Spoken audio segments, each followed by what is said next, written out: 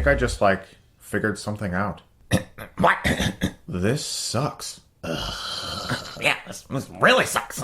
This sucks more than anything that has ever sucked before. The Disappointments Room was directed by DJ Caruso, who also made Disturbia, and stars Kate Beckinsale, and it's about a family that moves into an old house, and in the attic of this old house, they find a room, and this room holds a very frightening past, and when Kate Beckinsale stumbles into this room, some shit starts happening in their house and in her mind, and to be honest, I really don't actually know what's happening. The best way for me to describe this movie is to say that my favorite part of the entire experience was that I got to see it alone. There was no one in the theater, just me. So, that was kind of cool. Besides that, it was pretty much a living hell. The Disappointments Room is a movie that was made by Relativity Studios. This studio has since gone bankrupt, and a ton of films are now up in the air. This film was on the shelf for a long time, a few years. And I think a lot of the people involved with it were probably thinking, oh god, they're releasing it. Great. I'm sitting here right now struggling to locate anything positive to say about this movie, and it's really hard. Kate Beckinsale is an attractive woman, and the director of photography clearly has a professional career lighting films. This one is really bad, people. I struggled to comprehend how it was made, and I'm not exaggerating. I went to this movie and I was actually kind of excited. I like Kate Beckinsale, I like horror films quite a bit, and I like scary, creepy old houses, and so this movie had those things going for it. And I do like Disturbia, that's why I have the Blu-ray, so I was like, okay, DJ Caruso, this could be good. It's written by Wentworth Miller, who's an actor really well known for Prison Break. He also wrote the movie Stoker. Some of the worst films I've seen so far this year, movies like Norm of the North or Cell, these films at least have a beginning and a middle and an end, and it feels like you're watching a movie. I knew how long this movie was going into it. According to IMDb, it's about 92 minutes. I looked at my watch at one point and was shocked to discover there was like 5 more minutes in the film. And it didn't even feel like it was over. In fact, it felt like nothing had happened. Because nothing happens. This entire film makes no fucking sense. The husband character in this film I found insufferably annoying. At one point, someone asks him what he does for a living, and he says that he plays Xbox and takes naps while he watches his wife work.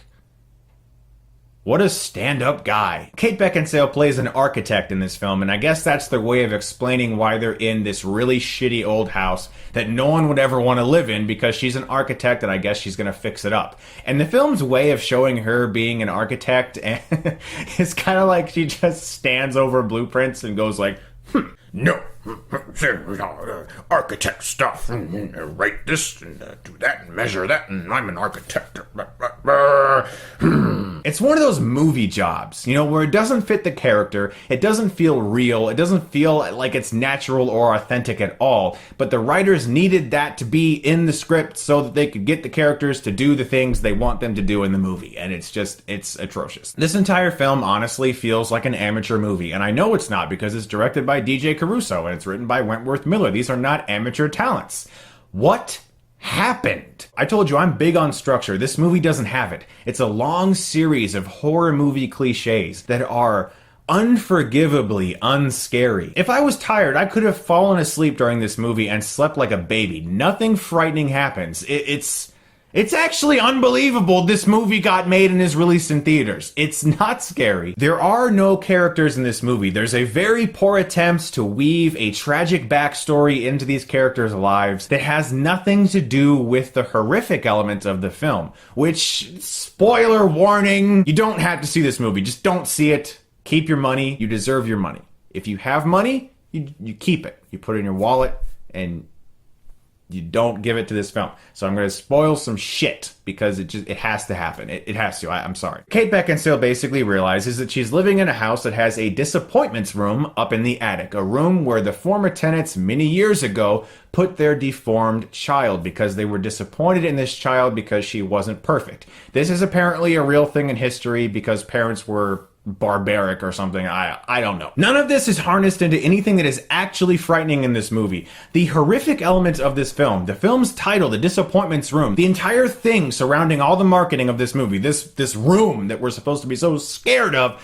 it's barely in the movie. The movie is about like the tragedy of their past, and it doesn't at all fit into what's actually happening with this room. And she's investigating and starts believing in ghosts, and then she gets visions. Somebody hangs himself in their yard. There's a worker who comes to help them with things in the house who constantly hits on Kate Beckinsale. That goes nowhere. She gets visions of killing her child and things that just don't make sense. There's this really awkward dinner scene where she yells at everybody. The husband's entire arc is basically him just going, "What's that over there? Is that a cat? Come here, son, come here.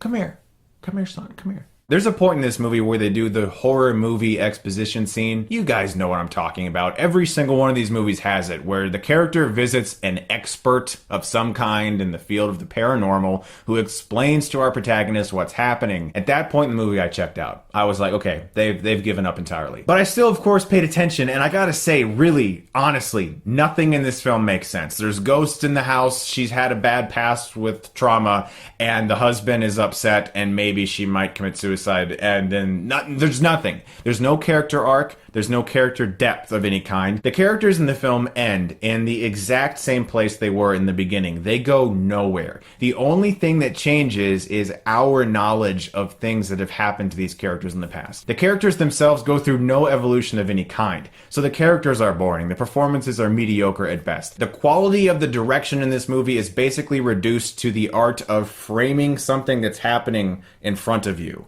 and making sure that everything is in the frame. And okay, action, cut, we got it, let's move on to the next shot. What are we gonna do for this shot? Angle the camera over there and make sure that you get Kate Beckinsale's face in frame, okay? Where's the hookers for later? I really don't feel like going on anymore. This is one of the worst movies of the year, easily. It's one of the worst horror films I've ever seen, and I've seen a lot. The Disappointments Room, of course, gets an F. Yeah, don't see it. It's really, really not worth your time. I mean, it's not at all. Like, sometimes when I see a movie and I think, that wasn't that great, it's not worth your time, guys. Don't waste your time. Don't waste your time with this movie. Don't! Guys, thank you so much, as always, for watching. And if you like this, you can click right here and get Stuckmanized. Don't see this film.